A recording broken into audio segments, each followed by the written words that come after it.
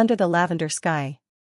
On a quiet hillside in Provence, where lavender fields stretch endlessly and the sky blazes pink and gold at dusk, lived a young woman named Alara. She worked in her family's small inn nestled among the wildflowers, spending her days preparing rooms and her evenings wandering the fields with a book in hand, dreaming of faraway lands and timeless love. One summer evening, as the sun melted behind the horizon, a stranger arrived at the inn. His name was Adrian, a travel photographer from London with tired eyes and a heart that carried the weight of silence. He booked a room for 2 nights, seeking solitude and inspiration. Alara noticed how he always carried a weathered journal, yet rarely smiled. Still, something about him made her heart ache and flutter all at once. The next morning, Alara offered to show him the lavender fields. "It's more beautiful at dawn," she said softly, unsure why she felt the need to speak to him. To her surprise, he accepted. They walked together through the quiet rows as the morning mist wrapped around them like a secret. Adrian began to speak, not just of photography, but of his late fiancée, who had shared his love for the world, and whose absence left a hollow in his chest. Alara listened with a gentle patience that softened his grief. She didn't try to fill the silence, she simply stood beside him, and somehow that was enough. Over the days that followed, their connection deepened.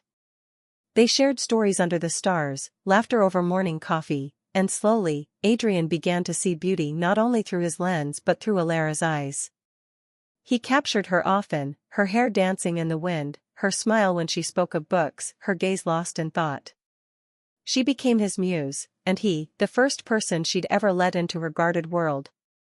One night, beneath a sky dusted with stars and the scent of lavender thick in the air, Adrian confessed, "I didn't believe I could love again. But you make it feel like the world is new." Alara, with tears shimmering in her eyes, replied, "I waited for someone who saw me, not just as a passing moment, but as a home." Adrian extended his hand. "Come with me," he said. "Let's see the world together. Let me capture it with you in every frame." And so, hand in hand, they left the little inn behind, carrying only memories and a shared promise. Wherever they went, from the crowded streets of Tokyo to the quiet fjords of Norway, they found magic in the ordinary, love in the smallest glances, and in each other, the kind of home neither knew they were searching for. They returned to Provence every year, always in summer, always when the lavender bloomed, because it was where everything began, under a lavender sky.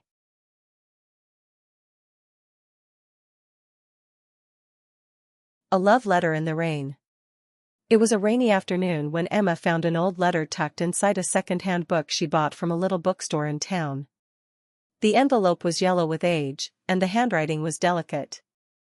Curious, she opened it. "To the one who changed my life," it began. The letter told a story of a man who had fallen in love with a girl he met at a cafe 5 years ago.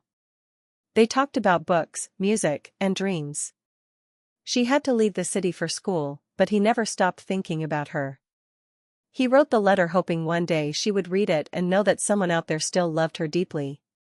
Emma's heart skipped a beat. She remembered the same cafe, the same conversations, and the boy with kind eyes she never saw again after moving away. She smiled. Looking out the window at the rain, she whispered, "I never stopped thinking about you either."